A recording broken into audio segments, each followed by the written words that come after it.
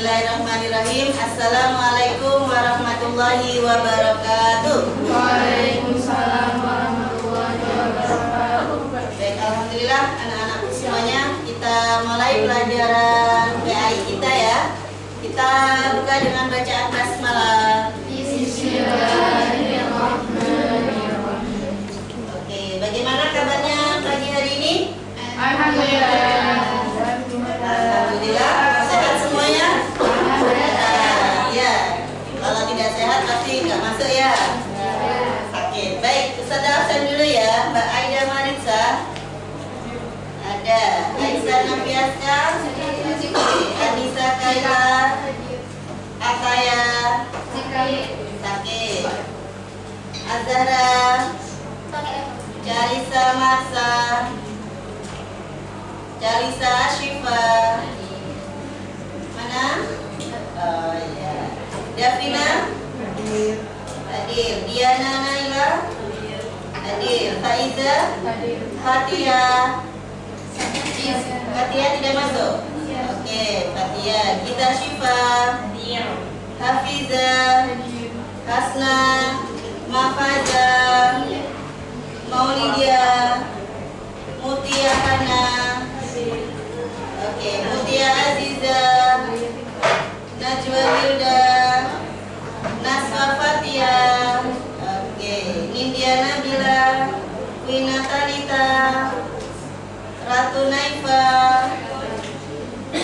mana? Sakit, Safira Siren, oke, Sofia Mazaya, Sofi, Sakit, Yafa Dalika, Zahafi Kwinfan, Sakit, Saskia. Baik, alhamdulillah. Kita mulai pelajaran kita gitu ya. Di bab 10 ini yaitu terkait tentang mengenal tokoh-tokoh pembaruan di masa modern ya. Dimana sebelumnya kita di bab 8 kita belajar tentang bagaimana adab menggunakan media sosial, gitu kan ya. Media sosial itu bermanfaat juga untuk mencari ilmu, mencari informasi ya. Dari mencari informasi itulah kita belajar tentang bagaimana perkembangan gitu ya, peradaban Islam di masa modern. Ya. Peradaban Islam itu dibagi menjadi berapa?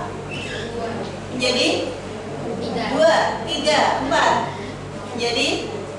Menjadi 3 ya. Nah, ini ada tayangan di Aslearning. Kalian bisa mempelajari sendiri juga, tapi ini bisa kita tonton bersama terkait sejarah perkembangan Islam modern. Perkembangan Islam di masa modern dalam klasifikasi sejarah.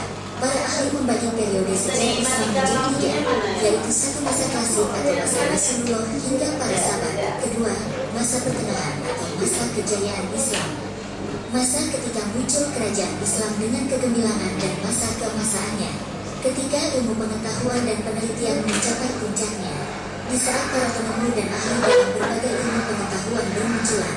Dan ketiga adalah masa modern. Harun Nasution menyebutkan bahwa periode Islam modern dimulai dari tahun 1800 hingga sekarang. Masa ini disebut dengan zaman kebangkitan Islam. Ekspedisi Napoleon Bonaparte di Mesir yang berakhir tahun 1801 Masehi membuka mata dunia Islam, terutama di Turki dan Mesir, akan kemunduran dan kelemahan umat Islam. Umat Islam terlena dengan kejayaan yang telah dicapai di abad pertengahan. Sebut saja Jabir bin Hayyan yang mengembangkan teori sublimasi, distalasi, oksidasi, dan pemurnian kimia yang berdampak pada penggunaan pembuatan parfum. Bayangkan saja, jika Jabir bin Hayyan tidak dapat mengembangkan proses kimiawi, entah seperti apa parfum yang ada kini. Lain Jabir bin Hayyan, lain lagi Ibnu Haytham yang menemukan teori optik kamera obscura yang menjadi dasar dalam pembuatan lensa kamera. Jika teori ini tidak ada, maka kamera digital, kamera smartphone, atau kamera apapun tidak akan ada. Dalam dunia kesehatan, sebut Al-Zahrawi, seorang dokter yang menemukan 200 alat bedah dan teknik bedah modern.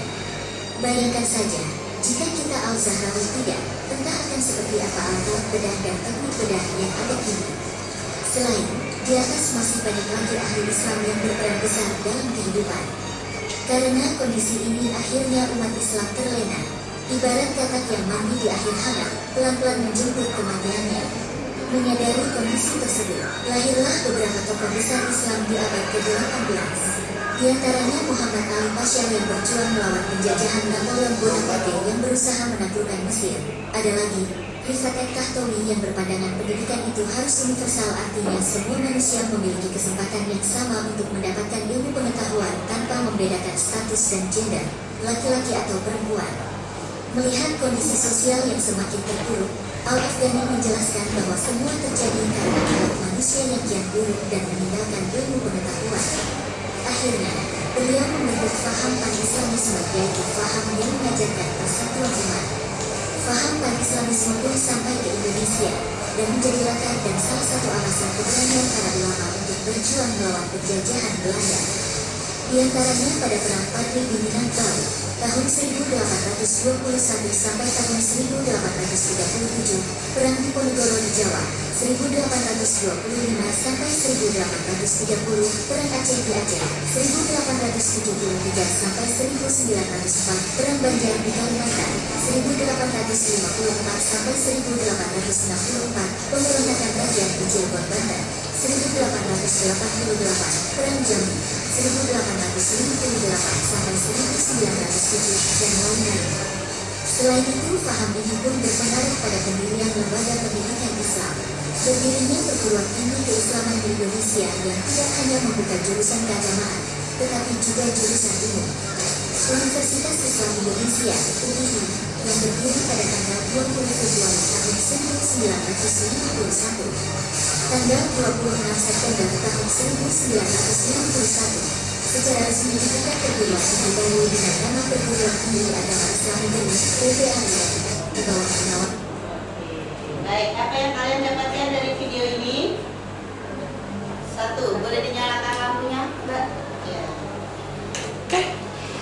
Ya, jadi dari masa periodisasi perkembangan Islam tadi dibagi menjadi berapa, Mbak Saskia? Tiga. Oke, yang pertama yaitu masa periode apa? Periode tadi dilihat di video, periode apa? Pada masa Rasulullah hingga sahabat. Periode klasik.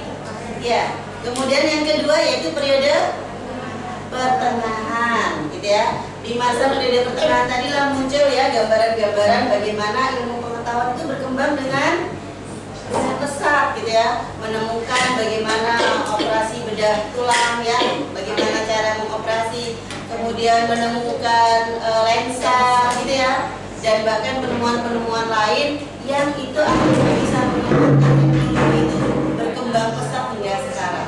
Nah, tapi ada faktor lain nih ya yang menyebabkan di antara kebangkitan Islam itu, gitu ya, didahului juga dengan setelah ilmu berkembang ternyata mengalami kemunduran, gitu ya.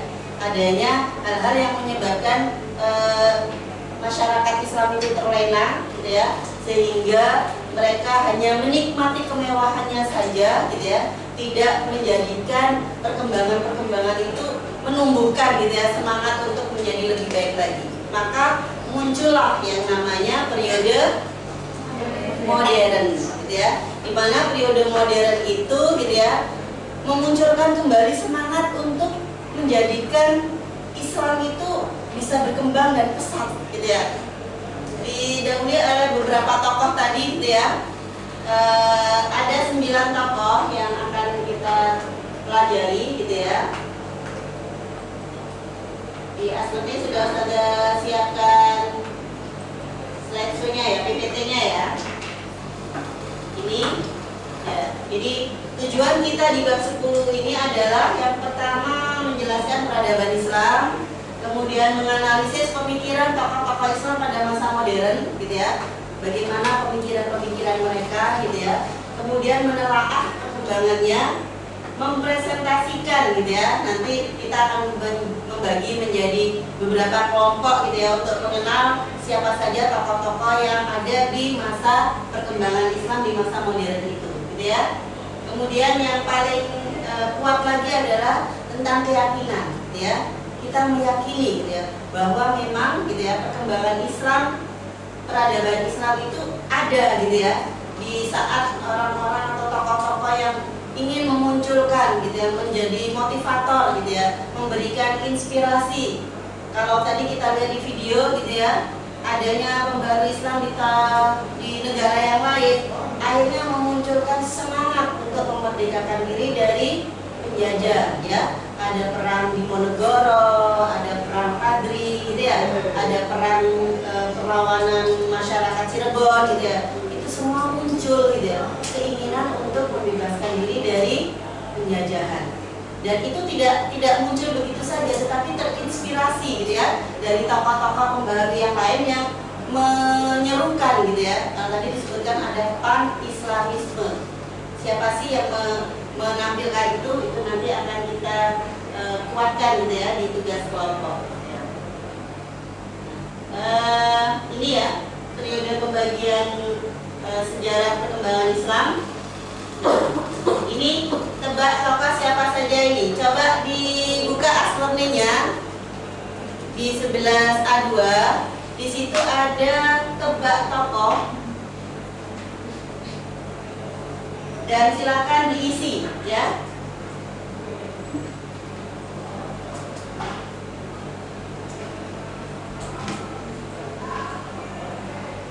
Ini tebak tokoh pembaruan Islam. Oke, silakan diisi berdasarkan nomornya, ya. Nah, ini ada nomor 1 siapa, nomor 2 siapa.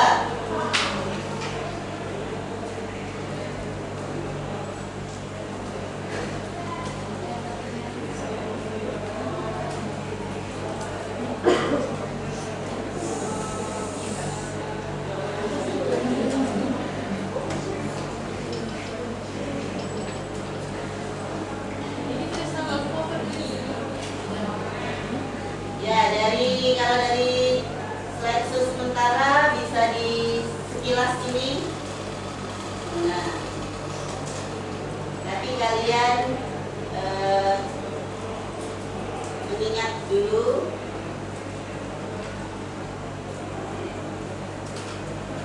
Menebak dulu, ya. Oh, banyak yang mengisi.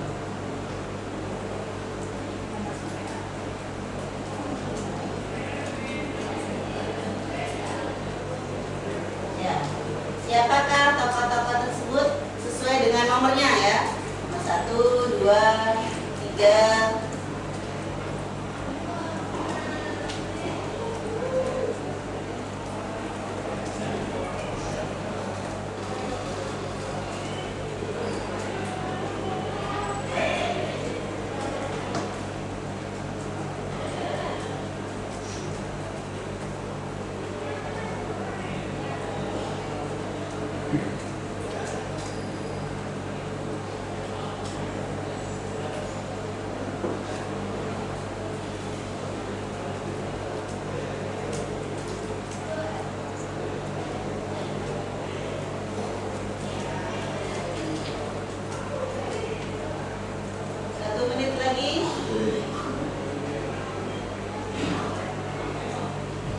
Ya, ini menebak tokoh saja dulu, ya, menebak tokohnya siapa, gitu ya.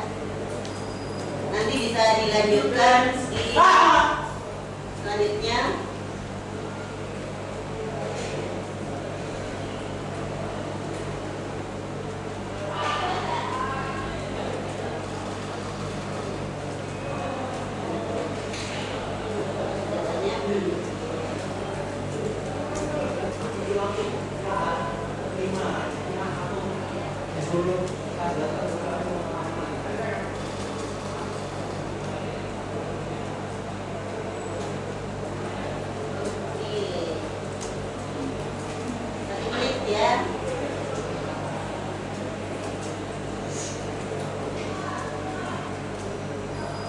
Sambil mengisi, nanti habis ini akan ada beri tebakan satu-satu. Oh, ini tokoh siapa, ya? Oke, sudah 1 menit. Silakan.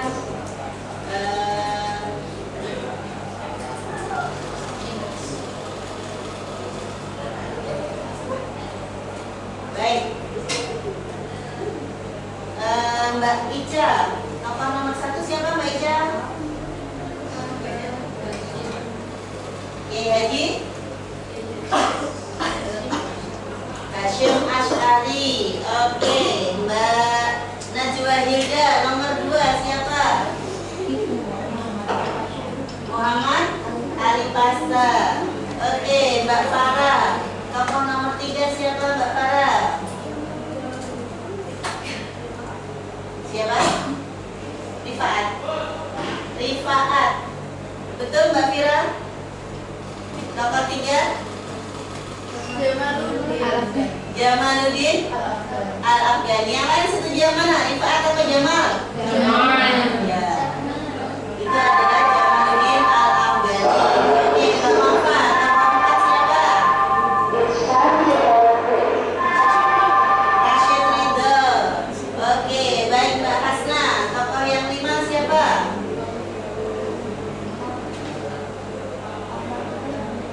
Ahmad Dahlan.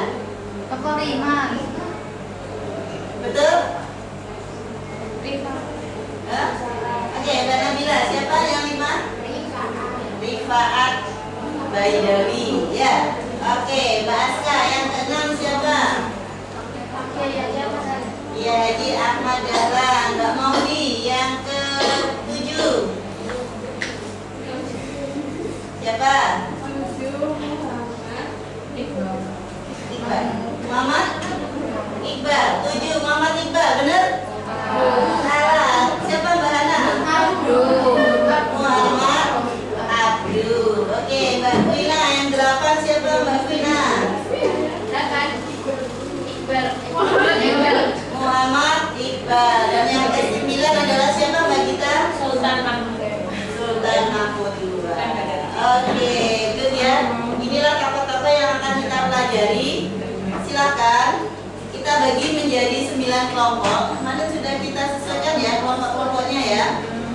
Nah, semuanya sudah mengerjakan? Sudah. Baik. Hari ini adalah kita mengenal tokoh-tokoh dari masa pembaruan ini dengan mengerjakan LKS Marketplace Activity ya. Dengan model Marketplace Activity coba kita kenal gitu ya, dari tokoh-tokoh yang kemarin sudah kalian kerjakan. Ada 9 tokoh tadi gitu ya, kalian buat PPT-nya, tapi kan satu kelompok hanya tahu 1 gitu ya. Nah, sekarang supaya kalian bisa mengenal tokoh yang lain, kita sistem jual beli gitu ya. Nanti ada yang menjaga stand sebagai penjual dari satu kelompok. Silakan jadi siapa yang penjualnya, kemudian yang pembeli silakan mencari informasi dari stand-stand yang lain. Ustazah beri waktu 10 menit untuk kalian menjelajah stand yang lain, dan Ustazah sengaja tidak men-staples gitu ya, supaya nanti dari kelompok itu jika lebih dari 1 ada yang berbagi gitu ya.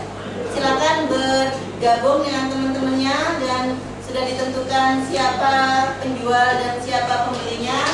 Silakan mengambil kertas LKS ke Ustazah. Dan silakan cukup ada 1 laptop di 1 kelompok gitu ya, untuk menjadi penjual ya dari informasi tokoh sejarahnya.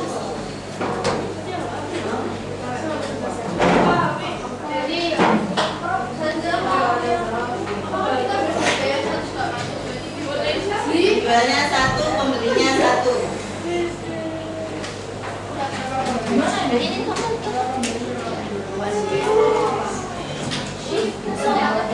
Silakan pasang stand masing-masing gitu ya.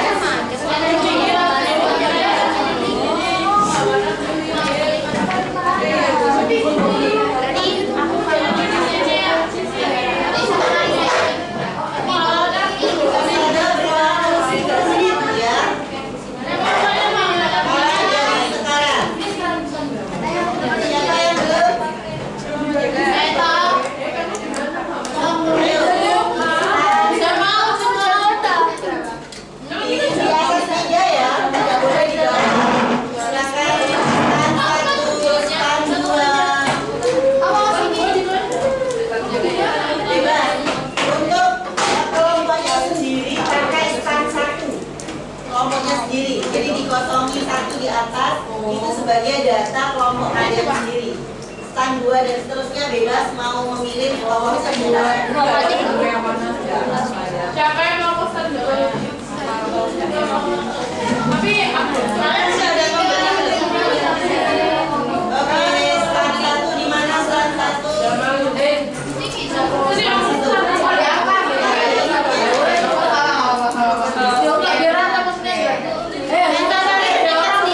Halo, pembeli menyingkir dulu pembeli. Sekarang penjual aja di standnya masing-masing dulu. Pembeli silakan menyingkir dulu. beli go away. Nah, pembeli menyingkir, penjualnya silakan berdiri di standnya masing-masing. Gitu ya. Oke, pembeli menyingkir dulu pembeli. Ada 9 stand berarti. Siap, Asda stand 3. Iya. Ya, Pira.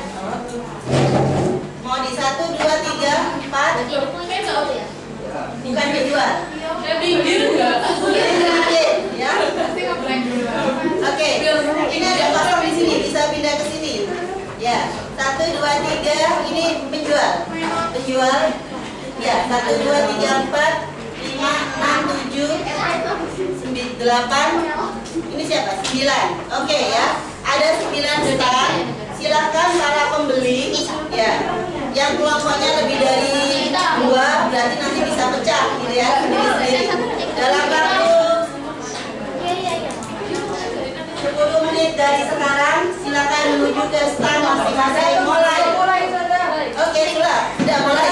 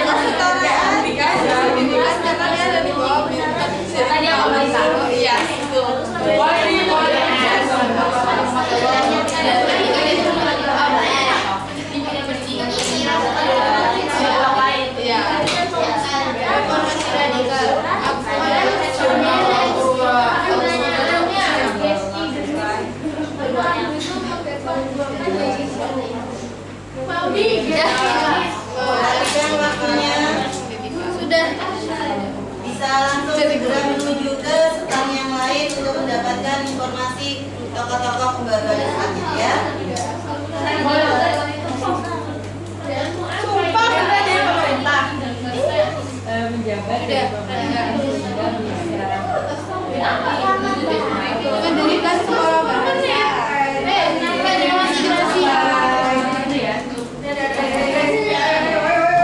Itu dia punya negara yang barusan bisa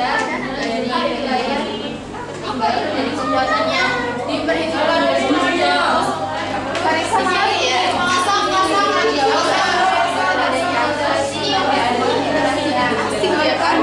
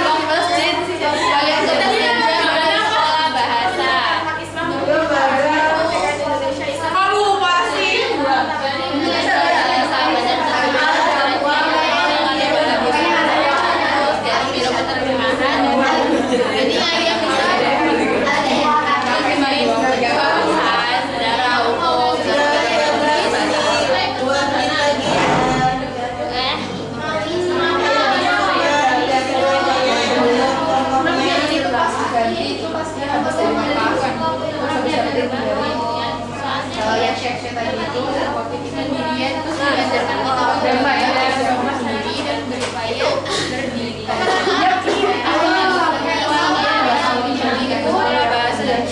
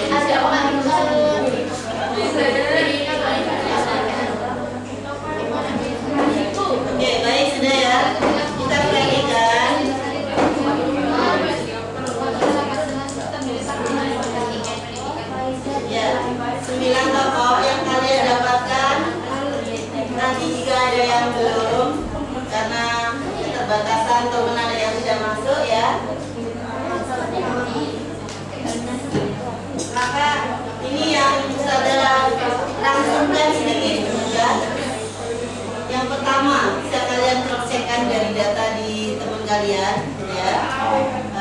Ini hanya melengkapi saja, menguatkan, gitu ya. Yang pertama adalah Kiai Haji Hashim Asy'ari, pendiri Pondok Pesantren NU apa namanya? Pondok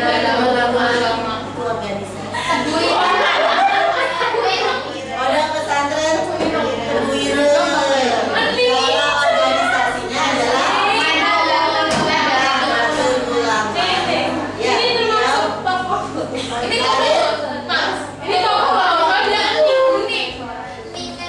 Ninja. Sebutannya Neng sama Gus. Masya Allah kan.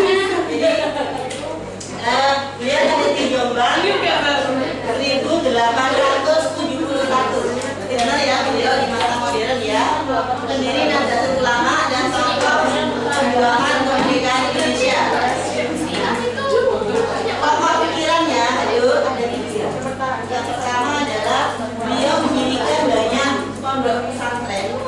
Dalam arti berarti beliau berdakwah di bidang pendidikan. Ya. Kemudian menjaga persatuan umat dengan mendirikan organisasi NU, gitu ya, untuk menyatukan umat Islam di Indonesia. Dan yang ketiga, mengeluarkan resolusi jihad. Apa itu? Itu apa kayak peruan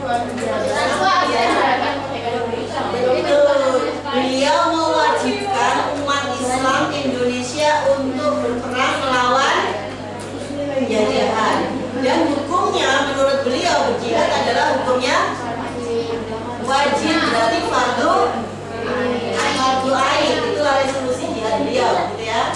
Nah, keteladanan cinta tanah air dan menjaga persatuan. Yang kedua, Muhammad Ali Pasha, ya.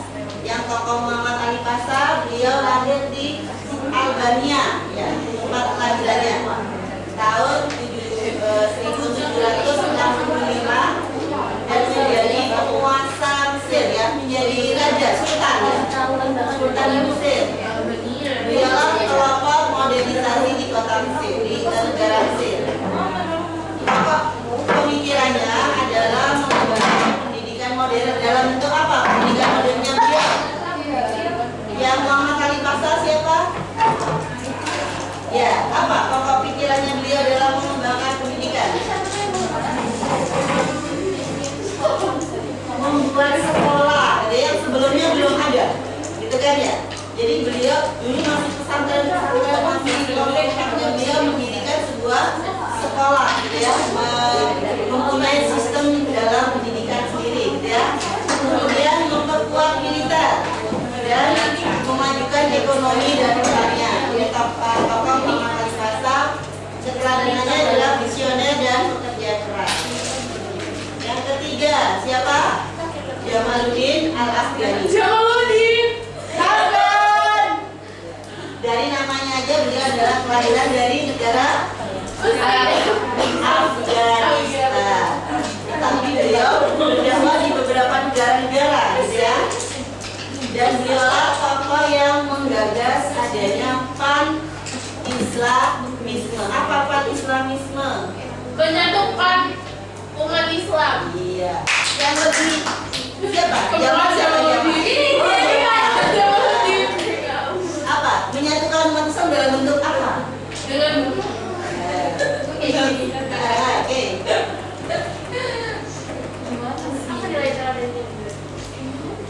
Gimana? Apa itu pan-islamisme? ya panisalisme itu perempuan persaudaraan bersama iya terus adalah jawabannya jangan lupa aktif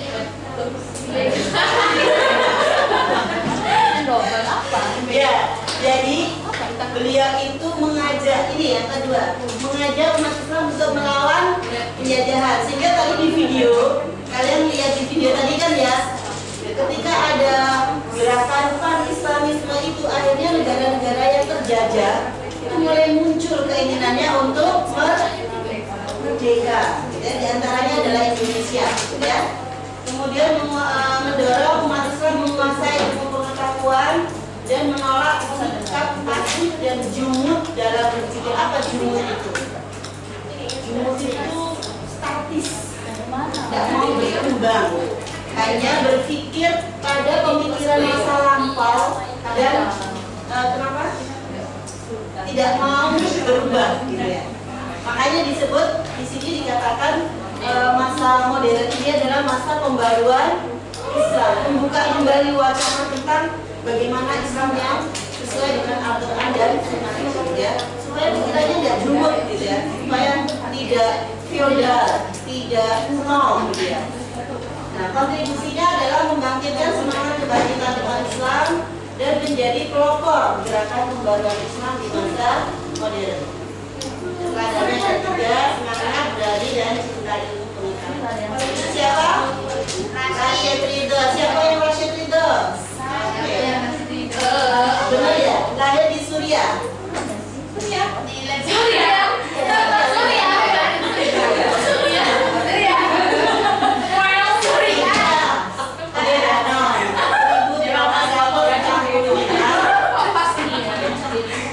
Beliau menyebarkan ide pembaruan Islamnya melalui mendirikan majalah yang bernama Al-Manar. Dan Al-Manar inilah yang nantinya dilanjutkan oleh Syekh Hasan Al-Banna, ya, melanjutkan tentang perjuangannya Ustaz Rasyid Ridho. Ya. Kemudian pokok pemikirannya adalah kembali kepada Al-Quran dan Sunnah, menolak bid'ah dan khurafat. Ya, khurafat, bid'ah. Apa itu bid'ah?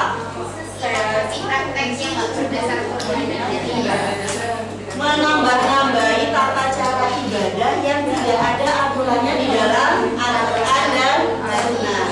Ya, misalnya nambah gerakannya, nambah bacaannya, gitu ya. Hal-hal yang baru, gitu ya.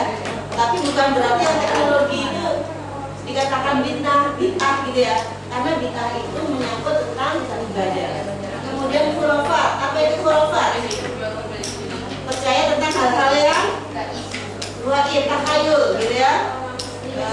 Kejatuhan apa namanya ya, kejatuhan kata-kata. Hal-hal yang dalam apa ajaran Islam itu tidak diwajibkan untuk percaya, maka kita tidak percaya. Kemudian membuka pintu ijtihad. Apa itu ijtihad? Perjuangan itu jihad. Kalau berjuang itu jihad, kalau ijtihad iya. Tahu sumber Islam? Sumber hukum Islam. Sumber hukum Islam ada berapa? 1. Ada 3. Yang pertama Al-Quran. Yang kedua hadis, sunnah. Yang ketiga ini tadi ijtihad adalah fatwa para ulama, ya, pendapat ulama atau hukum Islam yang ketiga yang muncul ketika di Al-Quran dan Sunnah tidak ada. Itu ada di ijtihad. Nah, ijtihad itu macam-macam. Ada qiyas, ada ijma, ya. Ijma itu kan pendapat seluruh ulama. Ada qiyas itu misalkan hukum kemarin ya, narkoba. Yang Rasulullah narkoba nggak ada, maka dia disamakan dengan hukum khamr. Akhirnya narkoba ternyata dampaknya sama dengan khamr, akhirnya disamakan. Nah, itu sumber hukum Islam yang ketiga adalah ijtihad. Bagaimana sebelum masa modern itu ijtihad itu sangat sulit, ya, sulit untuk dikembangkan, sehingga tokoh-tokoh penggawa Islam itu membuka peluang untuk berijtihad. Pada saat ini ada yang namanya Ustaz ada Ustaz Hasan Al-Banna, ada yang di Aulaya itu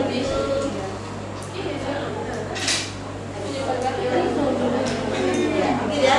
Kemudian 5 adalah rifaat at-tartawi, rifaat Baidawi, rifaat at-tartawi. Siapa ini tokohnya?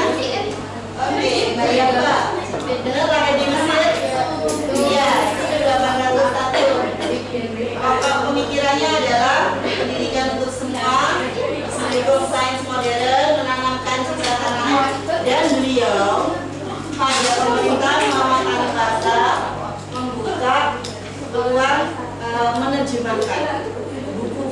berbahasa Perancis menjadi berbahasa Arab supaya orang-orang bisa menimba ilmu banyak ya. Beliau berhasil menerjemahkan sekitar 20 buku yang berbahasa Perancis dan memiliki puluhan karya terjemahan yang banyak. Jadi beliaulah yang mengawali penerjemahan buku-buku Perancis, buku-buku ilmuwan atau pengetahuan. Kemudian Kiai Haji Ahmad Dahlan. Siapa Ahmad Dahlan? Oke, lahir di Jogja ya 1898, pendiri organisasi Muhammadiyah. Beliau banyak fokus pada pendidikan dan dakwah modern. Siapa yang tidak kenal sekolah Muhammadiyah? Tetangga kita ada. Siapa yang mungkin SD-nya, TK-nya gitu ya? Di sekolah Muhammadiyah. Atau kalau sakit ya, ke rumah sakit Muhammadiyah. Jadi beliau banyak mengenalkan gitu ya, dakwah di semua bidang. Dan lebih banyaknya adalah di pendidikan dan kesehatan. Ya, menggabungkan pendidikan agama dan umum ya, yang sekolah di Muhammadiyah gitu ya. Demikian juga di sekolah kalau Kiai Haji Hasyim Asy'ari itu lebih banyak pesantrennya gitu ya. Kalau di Muhammadiyah itu lebih banyak sekolah umumnya yang dimana di situ ada kekhasan ajaran Islamnya, ada Muhammadiyahan. Bukan itu ya, yang ketujuh adalah Muhammad Iqbal.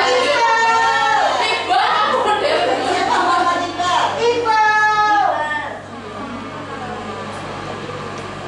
Itu dia casingnya di sini.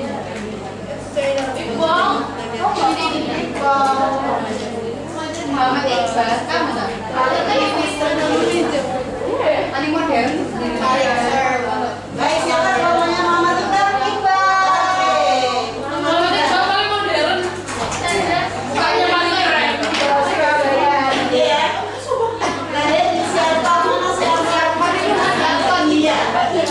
Pakistan. Oh iya, negara India ya, negara Pakistan.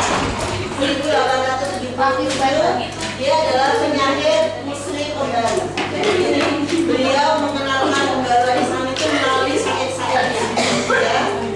Memadukan peradaban Barat dan Timur, mendorong berpikir dinamis dan pintu ijtihad tetap terbuka. Beliau menguatkan juga tentang Pancasila. Kemudian Sultan Mahmud II. Siapa Sultan Mahmud II? Tidak ada Sultan Mahmud? Kita mau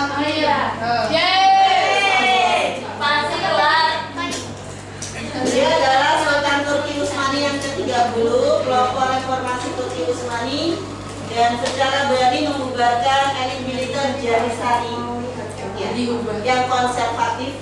Tahu konservatif ya? Konservatif itu lawan dari moderat, tradisional ya.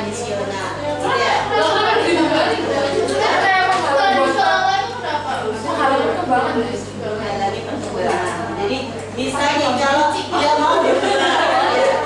Ada aturan-aturan khususnya itu yang membuat militer yang tidak berkembang gitu ya. Gimana Sultan Mahmud II? Penjabarannya halo? Apa keunikan dari Sultan Mahmud II?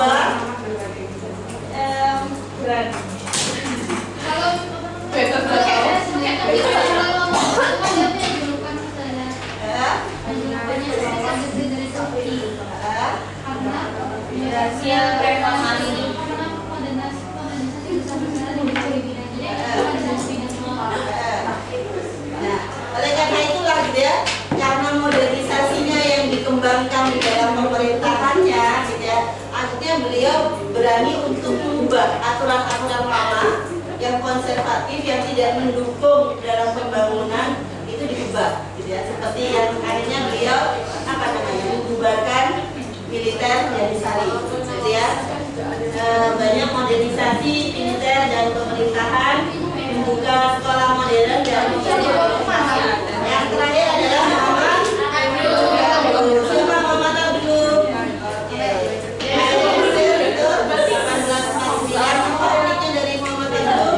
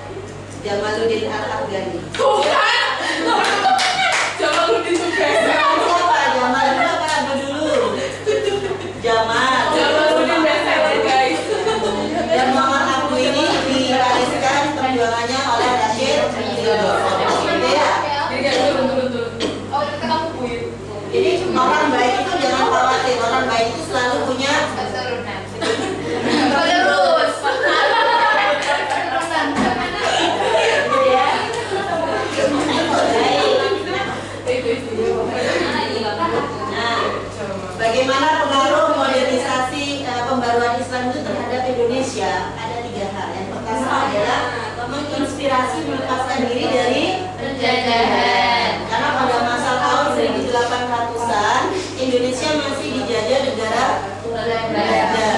Dan pada saat itu kalau kita saksikan di video tadi kan perjuangannya masih apa namanya kedaerahan ya, kelompok-kelompok ada perang di Jawa, perang di Aceh, perang di Kalimantan, perang di Sulawesi ya. Mereka ingin memerdekakan tetapi sendiri-sendiri gitu ya. Tetapi ini sudah mulai muncul gitu ya, untuk merasa harus bebas dari penjajahan. Kemudian berdirinya organisasi masyarakat berbasis Islam, yaitu munculnya NU dan Muhammadiyah.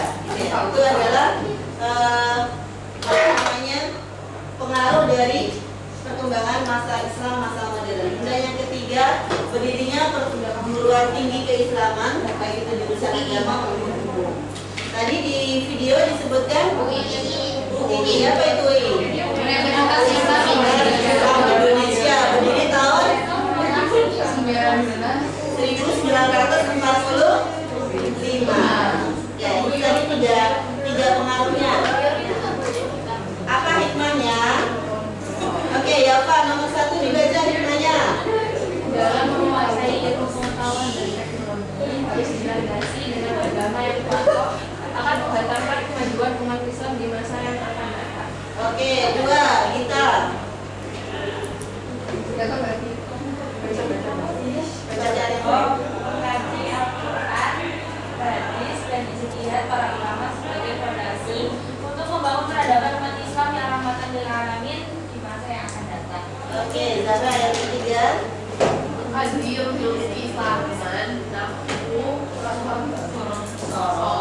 fikih, usul fikih, bahasa Arab, ulum Al-Quran, ulum Al-Hadis dan sebagainya sebagai fondasi untuk memahami Islam dan demokrasi. Silakan Pak. Belajar sejarah pada masa modern merupakan kebiasaan terjual masa lalu akhirnya dibahas introspeksi untuk menatap masa depan umat Islam. Oke, 5, Mafa. Mikir dengan dinamis sesuai dengan perkembangan zaman baik sekarang maupun pada masa yang akan datang. Umat Islam menjadi pelopor perubahan sebagaimana terkandung dalam surat Al-Araf ayat 11. Oke, 5, Nabila. 6. Memperkuat semangat ukhuwah Islamiyah, persaudaraan sesama umat Islam, ukhuwah wataniyah, persaudaraan sesama warga negara, dan ukhuwah basyariah, persaudaraan dengan sesama manusia. Oke, yang terakhir Al-Aswa. Semangat kemuliaan baik seluruh bersama yang berdasi untuk kita dan semua adalah mengesahkan dan perubahan yang baik di masa depan. Oke, baik. Sudah, kita beri close dong, biar kita selesai. Oke ya, berarti ada berapa angka yang kita pelajari? 9. Piaget. Iya, Hasyim Asy'ari. 2. Khalifah. 3. Jamaluddin Al-Afghani. Jamaluddin Al-Afghani. 4. Rashid Ridha. 5. Rifa'ah Baidawi. 6. Kiai Ahmad Dahlan. 7. Muhammad Abdu. 8. Sultan Mahmud Tua. 9. Baik,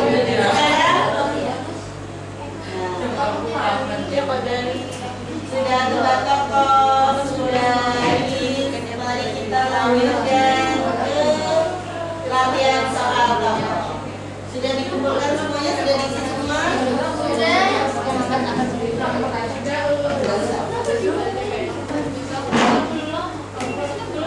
Ada latihan soal tokoh pembaruan Islam, silakan dikerjakan secara mandiri.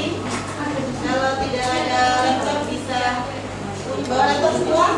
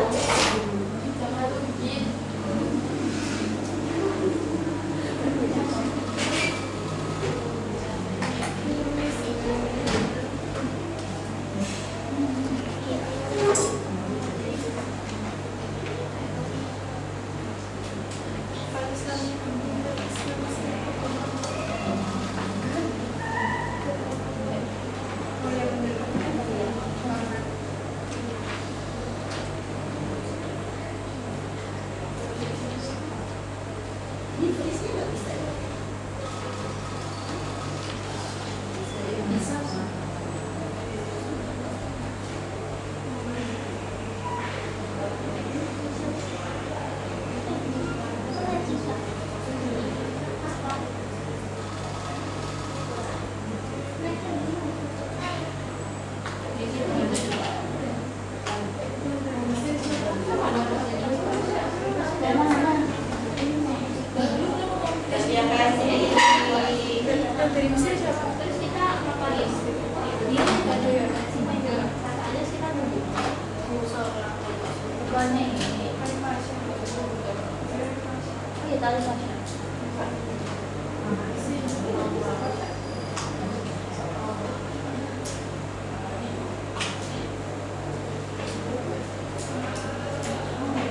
Yang sudah selesai teriak takbir, itu sudah selesai, ya.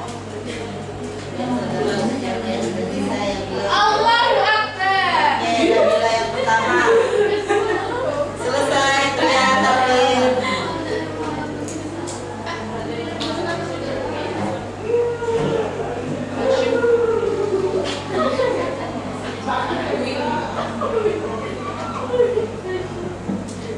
Ingat anaknya nggak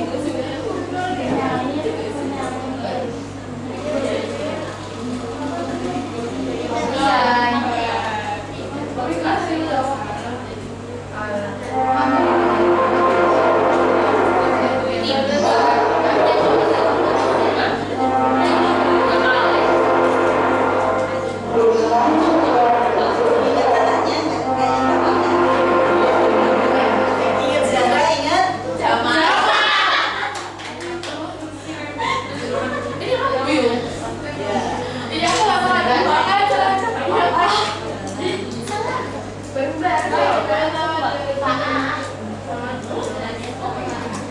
Sudah selesai. Takbir dong. Allahu Akbar. Oke, banyak ya yang sudah selesai.